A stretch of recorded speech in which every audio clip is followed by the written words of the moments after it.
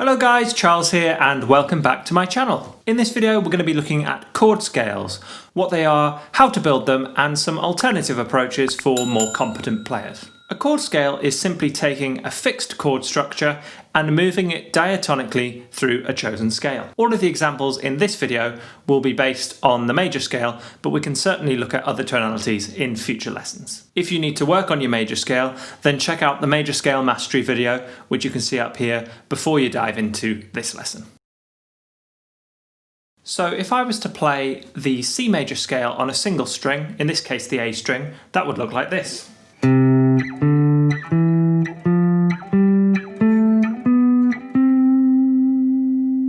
Now if I was to play exactly the same scale, C major, but this time on the D string, starting and ending on the note G, that would look like this.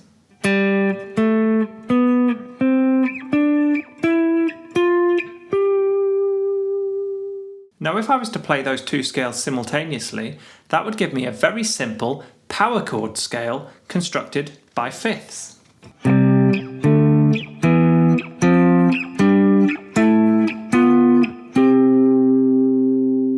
Now again, same process on the G string, starting on the note B.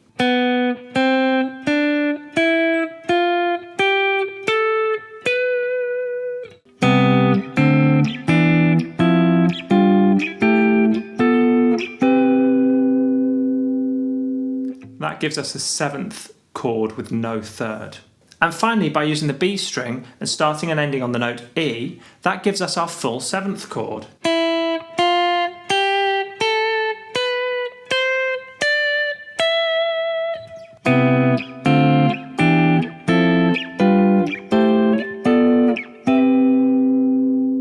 Commit this major scale sequence of chord types to memory. It will never change regardless of the chosen key. Major 7, minor 7, minor 7, major 7, dominant 7, minor 7, half diminished, back to major 7. Major, minor, minor, major, dominant, minor, half diminished.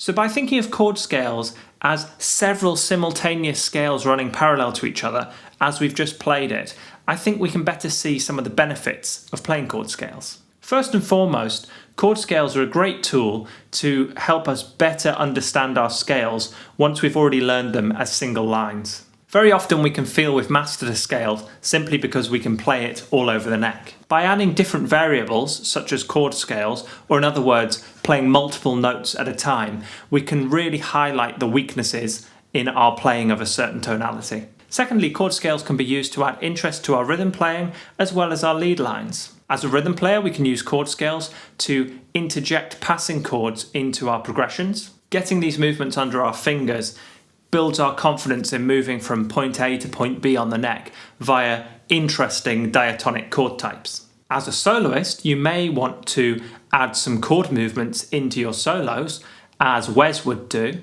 However, these chord scales also provide an excellent visual framework around which we can sequence melodic cells and concepts. Check out my 20th century jazz vocab video for more on this topic. And thirdly, chord scales can sound really good, especially once we start to add a few limitations and directions on them, which I'll give you a few examples of shortly. These less familiar sounds might provide some inspiration for your songwriting or composition, or help you to create chord melodies over your favourite standards by presenting that tonality in a new and interesting way.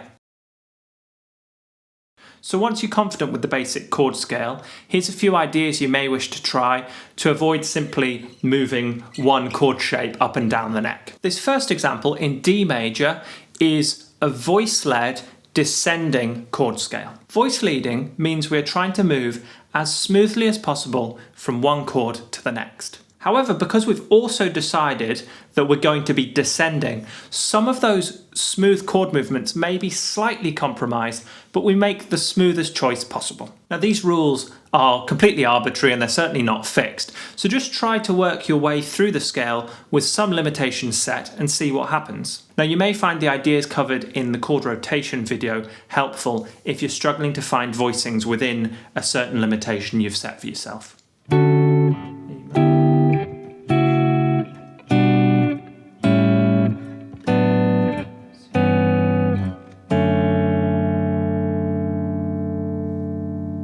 This next example, we're back in C major, and this time I'm using the caged system to provide the limitation. Check out the previous video for a full rundown of the power of the caged system. My only rule for this chord scale is I'm trying to stay physically as close as possible to my starting chord position, which was this C chord played using the caged position's E shape. I'm in this position here.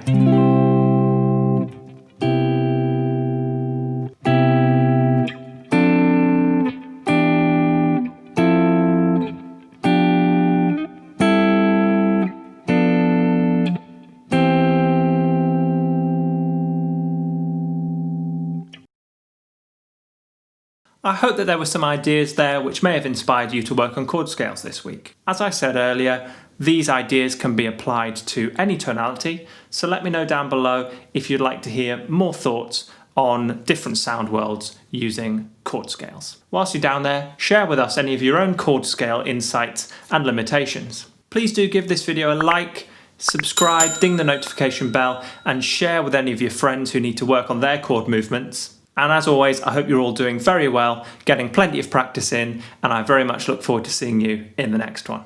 Cheers!